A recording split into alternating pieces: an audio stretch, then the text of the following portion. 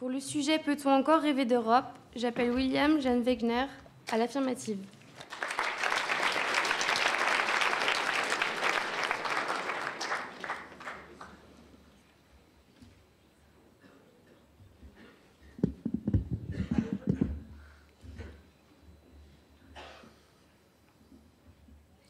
Chers membres du jury, mesdames, messieurs, européennes et européens, permettez-moi de vous dessiner les 3 prémices qui fonderont ma dialectique de ce soir. D'abord, le sujet ne nous autorise pas à avoir un débat d'ordre normatif.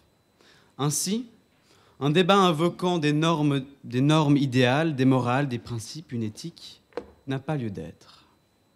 Si l'on veut réellement répondre à la question, le sujet en soi ne nous permet de l'interpréter de 2 manières seulement. Pouvoir comme capacité, où l'affirmative paraît si implicite, ou alors pouvoir comme permission, interprétation que je plaiderai devant vous. Ensuite, l'adverbe de temps « encore » nous indique avec importance et à l'affirmative que naguère ou jadis, nous ayons pu rêver d'Europe.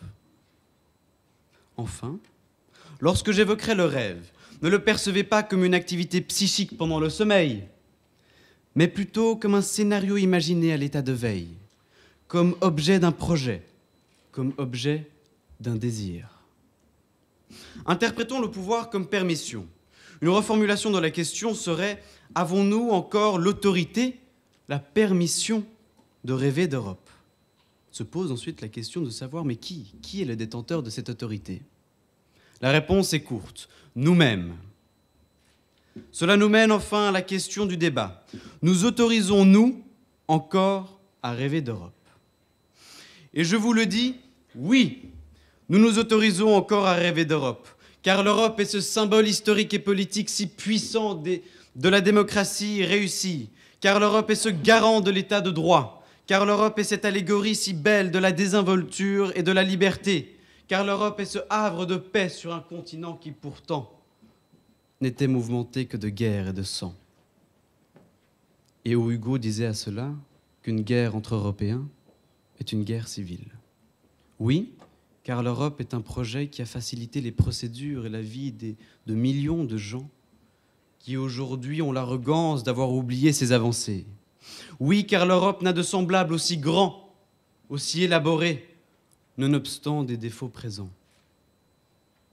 Et je vous confierai même à ce sujet celui des défauts récurrents, celui ou celle qui ne veut plus rêver en une Europe, en évoquant un différend diplomatique entre 2 pays limitrophes, en évoquant une procédure de retrait enclenchée par notification de l'article 50 sur le traité de l'UE, en évoquant une montée des régionalistes ou des nationalistes, en évoquant un possible départ du 4e contributeur de l'institution dans laquelle nous nous trouvons, je vous dis que celui qui ne veut plus rêver en une Europe pour ces raisons n'a en réalité pas saisi ce qu'était l'Europe. L'Europe s'est faite par-delà les crises, par-delà les Cassandres. Et je dirais même, rêvons d'autant plus compte tenu de cette situation. Et je souhaiterais conclure mon argumentaire par ceci.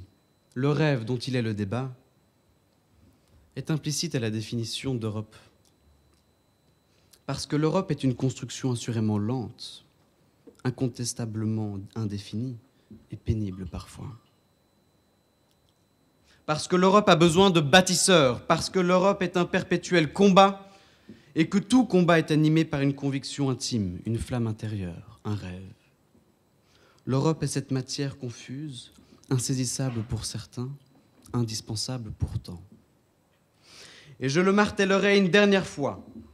Permettons-nous, permettez-vous, encore, encore et encore, à rêver d'Europe. Merci.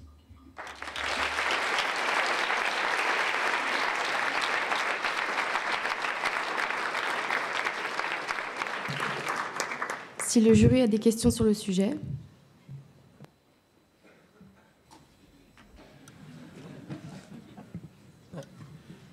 Et si le rêve était un cauchemar ? Alors je me réveillerai demain.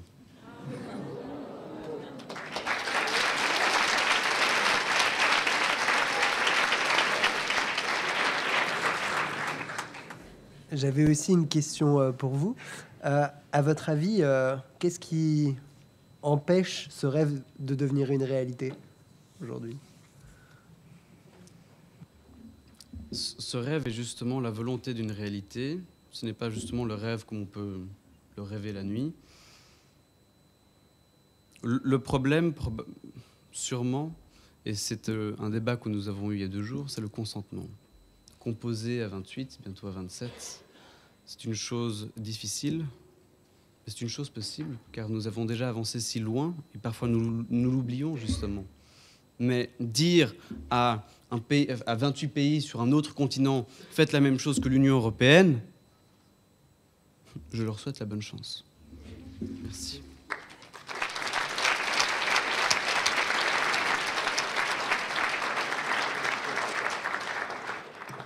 À la négative, j'appelle Martha Gigli.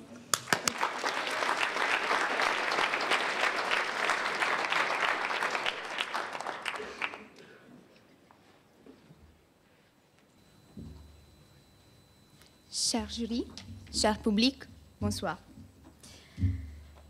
Je ne peux pas comprendre la bagarre des vents. Un flot de la mer se gonfle ici, l'autre là-bas.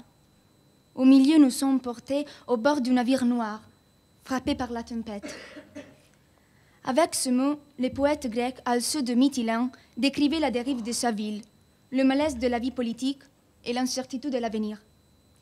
Une métaphore, celle du naufrage du navire, qui renvoie la douleur de la réalité aux couleurs d'une image. Mais Alcée, pouvait-il encore rêver de Grèce, du futur de son peuple? Et après des siècles, aujourd'hui, pouvons-nous, nous, les Européens, encore rêver d'Europe? Quand l'écho du populisme résonne menaçant le continent entier, quand la stabilité devient l'exception dans une réalité où les crises politiques ou économiques rythment notre quotidien, est-ce qu'il y a un espace pour s'abandonner aux rêves? Quand ces mêmes États qui ont été poussés à coopérer pour défendre un projet commun semblent destinés à s'éloigner les uns des autres, à marcher seuls, à suivre des trajectoires différentes et parfois inconciliables. Alors, je répète, pouvons-nous encore rêver d'Europe? Non, ça n'est plus possible. Rêver, c'est en partie échapper à la réalité, exécuter une volonté dans un autre univers, différent du présent. Ainsi différent que la réalisation de ces projets et ces expectatives créées dans la dimension onirique tarde à trouver une application concrète dans la réalité. Rêver nous permet d'échapper à un univers que nous n'apprécions pas, il nous éloigne et parfois il ne nous permet plus d'y retourner. Nous nous quittons bercés des rêves, nous fermons les yeux sur la réalité, mais quand nous les rouvrons étourdis, nous ne savons plus comment vivre dans cette dimension. La même que nous avions abandonnée, oui, mais qui maintenant semble de plus en plus différente. Mais quelle est la réalité? Le rêve est un locus amenus, mais c'est une fiction. C'est une prison heureuse et réconfortante, le rêve, mais qui n'est pas réel. Plus que rêver, donc, il est devenu nécessaire de récupérer les valeurs de liberté, le besoin de paix, la recherche de stabilité pour bien vivre ensemble. Principe que toutes les personnes qui ne croient plus dans l'Europe sont comme perdues. Mais ils sont toujours là. Plutôt que rêver dans ce moment difficile pour le vieux continent, il faut construire. Et le moteur de ce changement de cas doit être nous-mêmes. Parce que l'Europe est nous. Nous sommes l'Europe. Parce que l'Europe, c'est notre identité.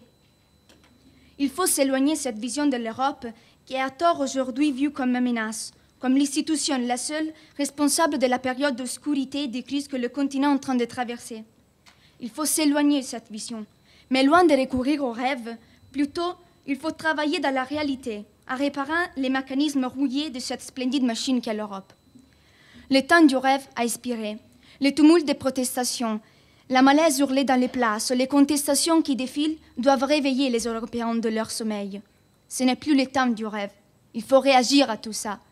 Il est temps de recommencer à croire, à vivre l'Europe, à avoir confiance dans les institutions que volontairement nous avons créées pour mieux vivre ensemble, pour préserver nos droits. Les étoiles disposées à former un cercle sous le drapeau de l'Union ne doivent pas nous induire au rêve, mais elles doivent représenter un guide au dialogue, à la reconnaissance d'une identité commune, d'un projet commun. Le vieux continent nous enseignait que des blessures de l'histoire, une lumière est née. Toujours. Suivons la lumière. Une lumière qui n'a pas les couleurs d'un rêve. Au contraire, une lumière qui est réelle. Suivons la lumière d'une confiance, la lumière d'une espérance réelle.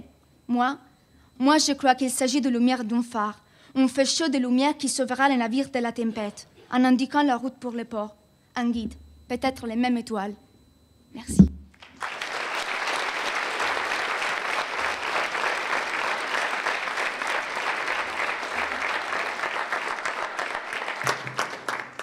Si le jury a des questions sur le sujet.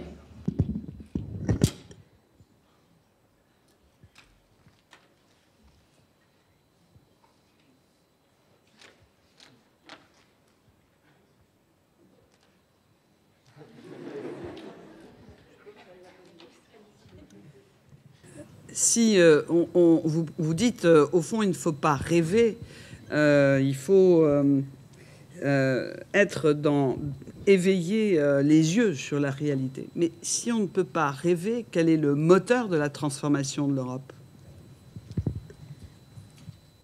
En effet, je crois que le moteur de la transformation de l'Europe doit être les projets que les jeunes Européens qui sont l'avenir de demain doivent être capables de projeter pour améliorer les institutions. Mais il ne faut pas rêver et s'abandonner aux rêves qui